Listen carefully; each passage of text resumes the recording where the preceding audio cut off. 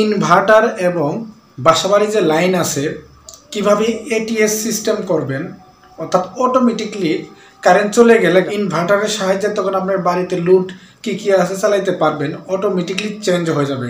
অর্থাৎ change over system কিভাবে করবেন একটি বাসাবাড়িতে। ইনভার্টার, এটিএস একটি কন্ট্রোলার, আপনার বাসার যে load, circuit breaker, RCB, MCB, single phase, battery, 3 pin plug আর সকেট। তো কীভাবে এগুলো কানেকশন করবেন সেটা আমি দেখিয়ে দিচ্ছি।